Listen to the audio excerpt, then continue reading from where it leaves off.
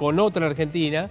Y estamos en comunicación ahora con Marta Cohen, que es médica patóloga infantil e investigadora. Hola Marta, ¿cómo te va? Buenas tardes. Buenas noches para vos. Sí, buenas noches. Acá son las 10 de la noche. No sé si me reciben bien. Sí, perfecto, perfecto. Bueno, contanos un poquitito. Primero, antes que nada, antes de meternos en el tema, contanos un poco tu historia. Vos te fuiste de la Argentina. ¿Cuándo? ¿Qué estás haciendo por allí? Vos estás en Sheffield, ¿no? Sheffield, es la perdón. ciudad del acero, donde se inventó el acero inoxidable. Sí. El acero inoxidable, el acero Sheffield. Y es además donde se creó el primer club de fútbol del mundo, que es el Sheffield City. Sheffield City, Tienes razón, bueno, hay una serie de todos esas, los datos. Sí, exactamente. Hay una serie. ¿Y cuándo te fuiste de Argentina? Bueno, yo me fui 2 veces de Argentina. La primera vez, las 2 crisis. La primera crisis fue con la hiperinflación y me fui a Sudáfrica, a Ciudad del Cabo. Ahí hice mi fellow en patología pediátrica en el hospital el Red Cross Children's Hospital de Ciudad del Cabo. Y después volvimos, trabajé 10 años, estuve primero en Buenos Aires y luego nos fuimos a La Plata. Y en el 2003, con la segunda crisis grave, nos vinimos al Reino Unido. Acá hay un servicio de salud muy interesante que se llama Servicio Nacional de Salud y estaban reclutando médicos de distintas especialidades, entre las que caía la mía, porque mi especialidad es una especialidad muy chiquitita. No sé, en Capital a lo mejor hay 8 patólogos pediatras en toda la ciudad de Buenos Aires. Y en el Reino Unido seremos unas 40 en 65 millones de habitantes. Claro, es otra cosa. Y de los 40, la mitad somos extranjeros. Ajá. Así que yo vine aquí reclutada por el Servicio Nacional de Salud. Y bueno, llegué derecho a Sheffield y ahí me quedé. La ciudad es una ciudad chica, 700.000 habitantes. Tiene 2 universidades, tiene un equipo que juega en primera ahora, que tiene algún jugador argentino en Sheffield. No los conozco porque, bueno, no soy de fútbol, pero he visto que hay jugadores argentinos. Y bueno, es una ciudad que está a 2 horas de Londres, todo acá es cerca, en tren 2 horas. Está muy bien conectada y, bueno, es muy amigable. Y Marta, ¿cuál es la patología que vos atendés? ¿La enfermedad de Kawasaki se denomina? ¿Es esa? Bueno, el patólogo pediatra es una especialidad diagnóstica. Sí. O sea, nosotros trabajamos con pacientes vivos y trabajamos con pacientes fallecidos, en donde investigamos de qué se murió o cuando están vivos qué enfermedad tienen. Por eso es diagnóstico. Es como el radiólogo, pero nosotros trabajamos con tejidos. Sí. Entonces, en mi caso, yo además de patología pediátrica hago patología perinatal. Es decir, que estudiamos los bebés por nacer y las placentas. Y nos mandan a nosotros los bebés que fallecieron en el útero materno y los estudiamos y le hacemos el consejo a la familia de si se puede repetir o no. Después estudiamos los tumores de los chicos o las enfermedades infecciosas.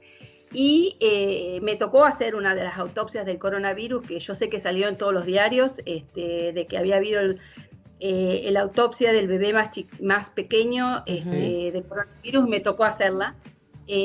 Con respecto a lo de Kawasaki que vos preguntás, bueno, sí, el patólogo pediatra cuando hace la autopsia hace el diagnóstico de enfermedad de Kawasaki. La enfermedad de Kawasaki no es una enfermedad que es solamente del coronavirus. La enfermedad de Kawasaki es una enfermedad inflamatoria. Entonces, lo que se vio es que los niños, se decía, los niños no se enferman. Los adultos se mueren con insuficiencia respiratoria y es nada más que eso. Y enseguida van al respirador. Bueno, hemos aprendido mucho. En primer lugar, porque los adultos se enferman, sí, a nivel de enfermedad pulmonar, pero el coronavirus tiene una predilección por las superficies de los vasos sanguíneos, sí, que se llaman endotelios vasculares. Entonces, los vasos son como las cañerías donde va la sangre, ¿no? Y adentro tiene una capita muy finita de células que son las células endoteliales. El coronavirus, utilizando unos receptores que están en esas células y que también están en el pulmón, se mete y la infecta. Y al infectarla, la lesiona. Y al lesionarla genera inflamación y genera un trombo.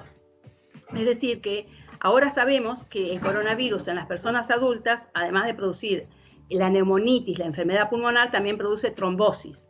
Por eso puede ser que un paciente se presente con un accidente cerebrovascular y que en realidad sea un coronavirus.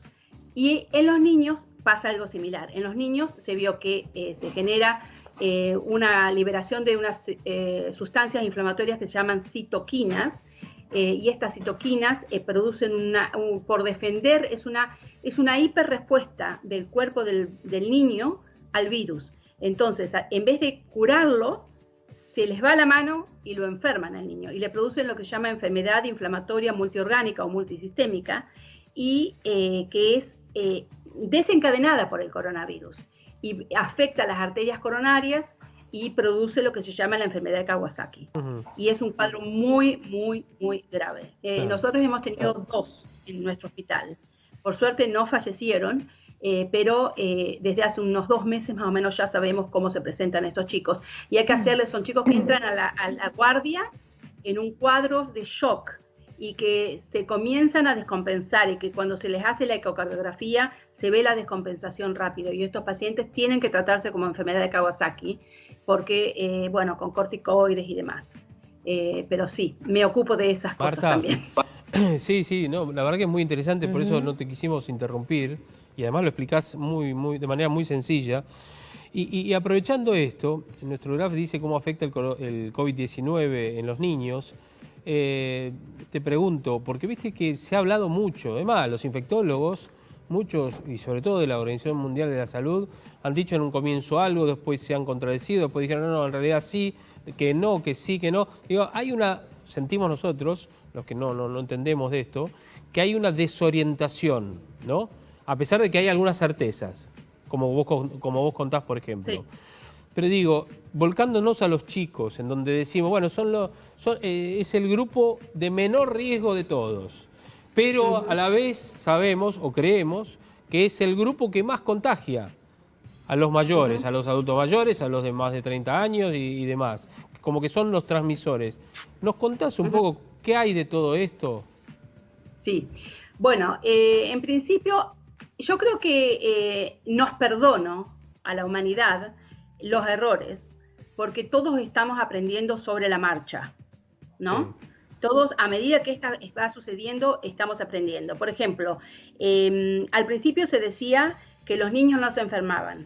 Ahora sí sabemos que es un pequeño porcentaje, que no es un porcentaje muy alto, pero que si se enferman es muy grave, y que no comienzan con síntomas respiratorios como los adultos, sino que comienzan con síntomas abdominales. Sí. Los chicos comienzan con dolor abdominal. Y bueno, y luego hacen algunos esta enfermedad multisistémica. Pero también se decía que los niños no contagiaban.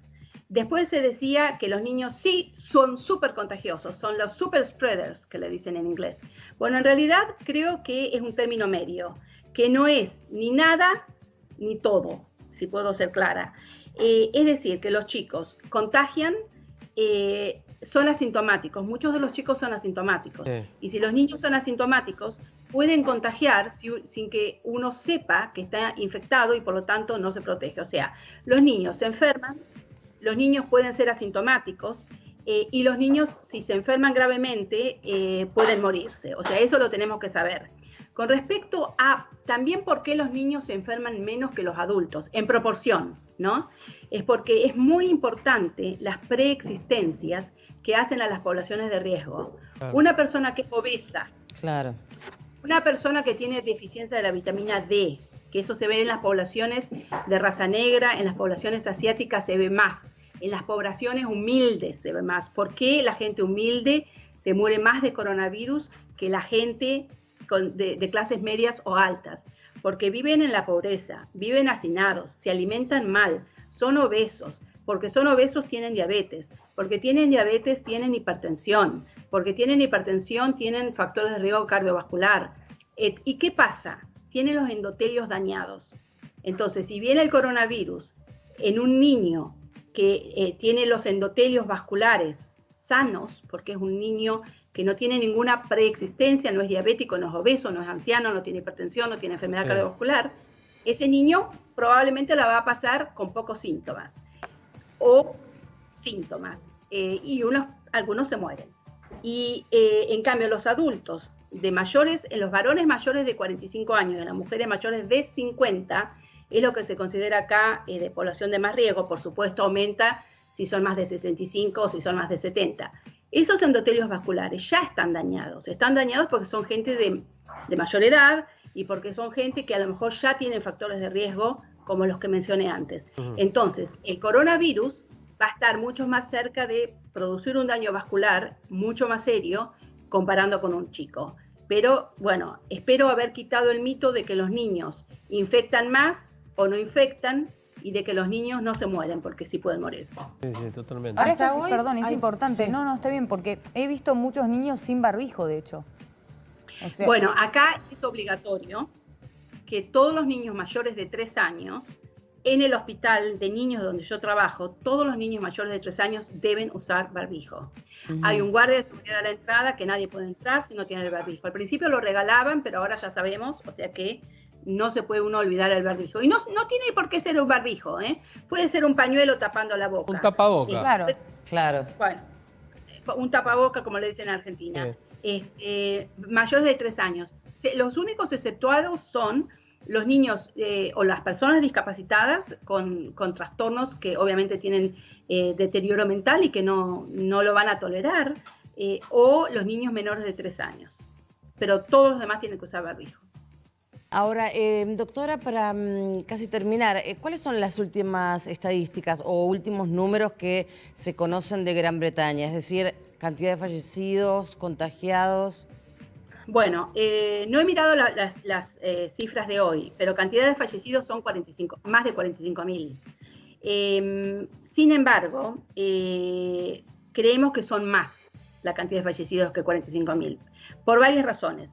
En primer lugar, porque al principio las personas que se morían en las casas de ancianos, como también pasó en Argentina, como también pasó en Estados Unidos, esas personas no se contabilizaron. Segundo, porque, por ejemplo, yo recuerdo haber visto en la morgue un niño que se murió con un shock de causa desconocida en el mes de abril. Claro. Y ese niño seguro que tenía una enfermedad multisistémica inflamatoria, pero no lo sabíamos en ese momento. La otra cosa son las personas que no fueron a la consulta, porque en este momento, por ejemplo, hay una lista de espera de 4 millones de personas, porque son las operaciones programadas, lo que no es la emergencia. Entonces, esas personas, algunas, es un tumor, y ese tumor, cuando se va a presentar mucho más avanzado, y por lo tanto, la mortalidad va a ser más alta. Es decir, no es solamente la mortalidad por el coronavirus, sino es la mortalidad de lo que llamamos aquí el exceso de muertes. Muertes que son superiores porque no se operaron, porque el tumor se descubrió tarde, porque el médico, bueno, no lo vio, porque no están haciendo consultas, ahora están haciendo muchas consultas online. Así que la mortalidad declarada es un poquito más de 45.000. La mortalidad, en realidad, todos sabemos que es más de 45.000. Sí. Con respecto a cómo va evolucionando ahora, estamos en la fase de declinación respecto al número de casos. Suele haber entre 40 y 65 muertes diarias, que es mucho menor de lo que teníamos en el mes de abril, que llegó al pico de 1.000 diarias. Los médicos están más, ¿cómo puedo decir la palabra? Entrenados para hacer el diagnóstico precoz de que este síntoma de un ACV puede en realidad ser un COVID-19 y no solamente es la neumonía, puede ser un ACV o una trombosis, puede ser una trombosis pulmonar, puede ser un cuadro abdominal. Pero es muy importante que ahora se van a ir haciendo los cierres individuales. Por ejemplo, Leicester tuvo un mayor número de casos, se cerró Leicester. Un restaurante donde van, o un bar, abrieron los pubs, todo el mundo acá saben cómo son locos por los pubs en Inglaterra. Entonces fueron a un pub, había 2 o 3 personas enfermas que no lo sabían, se contagiaron. ¿Qué pasó? Toda la gente que fue a ese pub en cuarentena por 14 días. Entonces es muy importante mantener el testeo constante de los casos. Tenemos que saber cuántos casos hay y tenemos que saber que si una persona tiene síntomas, tiene que aislarse inmediatamente, hacer el test y hay que contactar, si es positivo, hay que contactar a todas las personas que estuvieron en contacto, y esa persona tiene que ir en aislamiento por 14 días. Totalmente. Entonces, eso es lo que nos va, esos pequeños, no paralizar el país entero, como se hizo, sino va a tener que ser pequeños cierres de acuerdo a dónde está el punto de infección. Y para eso hay que controlar, hay que hacer el testeo y hay que hacer el rastreo. Doctora. Y para hacer el rastreo, sí. acá se están empleando 18.000 personas. Ajá. Es decir, que eso es una parte muy importante. Totalmente, el testeo obviamente también. Y por último, y le agradecemos que nos haya atendido en esta noche, de Sheffield, el tema de la vacuna de Oxford, la que se está AstraZeneca, usted como médica, que debe ser cauta en esto también, todos estamos esperanzados, sea Oxford, sea Estados Unidos, sea China, donde sea, lo que queremos que arranque y aparezca la vacuna y después empiece a distribuirse. ¿Usted cree que resultado? Sí, claro, y que dé resultado, claro. ¿Usted cree que, digamos, Oxford picó en punta y la va a encontrar? Bueno, hay 3 vacunas que son las que están siendo los líderes en este momento. Una es la de Oxford, otra es la de Pfizer y otra es la de Moderna. Sí. La de Oxford está un poquitito más adelantado, pero las otras van así similares. Lo interesante de esta vacuna es que es una vacuna que utiliza un método conocido. Las otras 2 vacunas utilizan un método nuevo que lleva menos de 10 años de estar planificándose, que es un método completamente de ingeniería genética. Esta vacuna utiliza un virus, que es el adenovirus, que produce un resfrío en los chimpancés, en los monos, y por eso se llama, la vacuna se llama ChAdOx. CH de chimpancé, AD de adenovirus y Ox de Oxford. Y no produce una infección en el ser humano porque le han hecho la ingeniería genética para modificarla, pero lo que sí se vio es que con las 2 dosis de vacunas, a los 28 días, todas las personas voluntarias tuvieron anticuerpos. No solamente tuvieron anticuerpos, que son las inmunoglobulinas G, de los linfocitos B, que se llama inmunidad humoral, sino que además tuvieron una inmunidad celular de los linfocitos T, que son las de la memoria inmunológica. Ahora, esto es en la fase 2, que es el artículo muy importante que salió publicado ayer en la revista Lancet. Ahora tenemos que saber si la tercera fase, que se están probando a 10.000 voluntarios de distintos países, entre ellos Brasil, Sudáfrica y también Estados Unidos, va a funcionar y si esos anticuerpos van a ser duraderos. Y eso es lo que importa, porque los anticuerpos, bueno, sabemos que tiene que haber por lo menos 2 dosis de la vacuna, pero debemos apuntar a que haya por lo menos un año o muchos meses de duración de la inmunidad, claro. Porque si no, no es eficaz la vacuna. Si las defensas duran por 2 o 3 meses, no nos sirve. Así que bueno, ahí es lo que es una luz al final del camino, es una luz de esperanza, pero todavía no podemos decir que ya está la vacuna. La tenemos. Quedó clarísimo. Doctora Cohen, muchísimas gracias por habernos atendido. La verdad que muy interesante cómo lo explica todo y todo lo que nos ha contado. Y además el trabajo que hace usted con los chicos, obviamente allí. Así que desde acá le mandamos un beso grande. Muchas gracias. Hasta luego, doctora. Placer. Grande. Marta Cohen, con ella hablábamos justamente de esto. Qué clara.